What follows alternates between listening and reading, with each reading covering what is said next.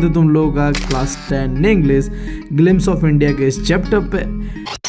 वैसे तो तुमने इंडिया के कल्चर और इसके डाइवर्सिटी का कई सारे किस्से कहानियां सुने होंगे। मतलब भाई साहब, इंडिया जैसा कंट्री तुम वर्ल्ड के अंदर बस ढूंढ के दिखा दो मुझे, हाथ में कटोरा लेके ढूंढोगे ना भाई साहब, फिर भी नहीं मिलेगा।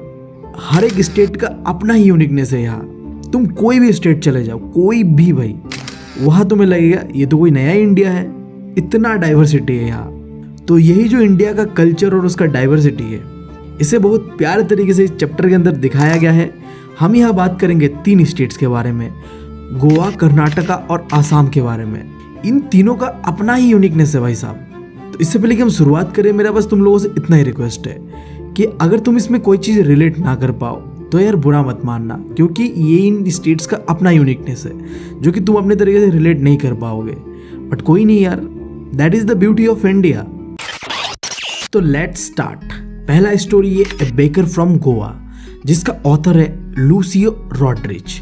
तो यहीं पे मैंने तुम्हारा एक मार्क कर दिया सिक्योर, नाम इसका याद रख लेना।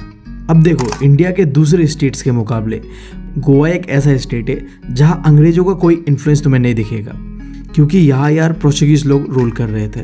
तो तुम देखोगे यहाँ गोवा का जितना भी कल्चर है वो पोर्चुगीज कल्चर से बहुत ज़्यादा इन्फ्लुएंस है। और पोर्चुगीज कल्चर में ब्रेड का भाई अलग ही क्रेज़ है।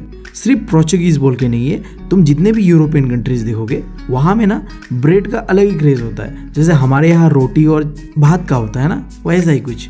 अब जब ब्रेड का इतना क्रेज़ है तो ब्रेड जो बनाते हैं ना बेकर्स, उनका तो भाई अलग ही रेस्पेक्ट है इनके कल्चर पे। और हमारे गोवा के लोग इन बेकर्स को प्यार से कहते हैं पैडर। इस कहानी के अंदर में जो हमारा राइटर का चाइल्डहुड मेमोरीज है, इधर यार जो ब्रेड बनाने वाले बेकर्स होते हैं ना, उनके बारे में डिटेल में बताया गया है।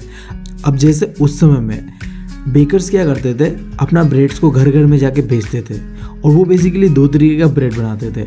एक होता था लोव्स ऑफ ब्रेड और दूसरा था ब्रेड बैंगल्स। अब ये जो ब्रेड बैंगल्स था ना, ये काफ़ी मीठा होता था, जिन्हें यार बच्चे पसंद करते थे। ऑब्वियस सा बात है, मीठा यार बच्चों को बहुत पसंद है।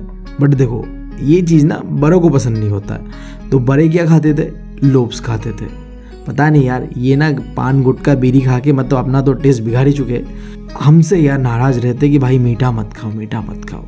इन्हें क्या पता यार, मिठास में अलग ही कुछ नशा होता है। ये गुटखा बीड़ी खाने वाले लोग नहीं समझ पाएंगे। खैर रहने दो।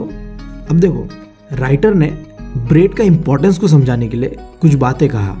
अब जैसे उनके लिए यार ब्रेड के बिना तो पार्टी का कोई मज़ा ही नहीं होता था। बिल्कुल ऐसे ही शादी का जो गिफ्ट होता है, वहाँ यार अगर ना मिले बोल ब्रेड्स तो यार उस शादी का कोई मतलब ही नहीं रह जाता। देखो, इस चीज़ को ना हम बिल्कुल कनेक्ट नहीं कर पाएंगे, बट होता है यार, उनके लिए होता है। समझ रहे हो बात? इसलिए मैंने पहले ही कहा था कुछ चीज़ें हैं जो हम कनेक्ट नहीं कर पाएंगे, बट होता है, ऐसा ही होता है। फिर देखो, अगर किसी घर में लड़की का या रिश्ता पक्का हो जाए ना, तो वहाँ तो सैंडविच बनना ही बनना है। एक तरीके से रिचुअल है ये, ठीक है। जैसे यार हमारे यहाँ समोसा और जलेबी बनता है ना, बिल्कुल ऐसे ही समझो।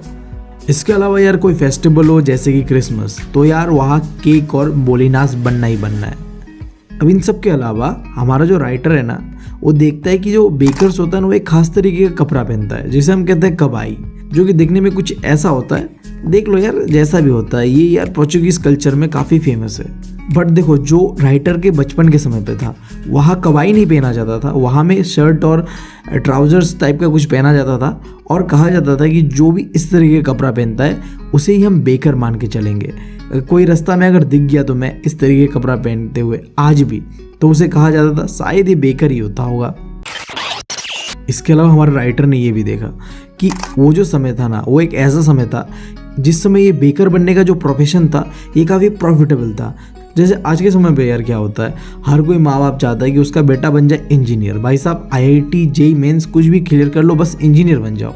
समझ रहे हो बात? तो उस समय ना ये बेकर बनना जो है एक प्रोफेशन काफ़ी अच्छा माना जाता था। क्यों? देखो, क्योंकि यार बेकर के फैमिली ना हमेशा ही रहते थे हेल्दी और खुशहाल। समझ रहे हो बात? और जो ये बेकर्स होते थे ना, वो देखने में भी बहुत ही प्यारे गोलू मोलू से होते थे, हेल्दी से, ठीक है। बिल्कुल यार हमारे कटहल की तरह होता था, एकदम फूला हुआ, तोंद निकला हुआ भाई साहब। जो हमारे पनवारी वाले अंकल होते हैं ना भाई साहब, इतना बड़ा तोंद, बिल्कुल ऐसे ही। इसके अलावा एक आखिरी चीज़, तुम अगर कोई भी उधारी लेते हो ना हमारे बेकर अंकल से, तो यार ये क्या करेंगे, अपना जो वाल होगा वहाँ पे तुम्हारा रिकॉर्ड रखेगा कि मेरा उधारी इतना इतना है भाई। और जब महीना का आखिरी समय होगा तब जाके वो तुमसे उधारी मांग लेगा। मतलब ठीक है, आइडिया मस्त है, बट मुझे एक लॉजिक समझ में नहीं आया भाई, वाल में क्यों लिखना है? मतलब याद दिलाने के लिए ना हमें, अच्छा देखो भाई तू मेरा उधारी खा के बैठा हुआ है, तुझे आखिरी महीने आके देना है पैसा, देख ले तेरा नाम इधर है, जब तक नहीं देगा ना तब तक तेरा बेइज्जती करता रहूँगा। मतलब अगर किसी ने लिया होगा ना वो चाहेगा कि भाई जल्द से जल्द दे ही दूँ। यहीं पे ख़त्म होता है हमारा पहला story, A baker from Goa.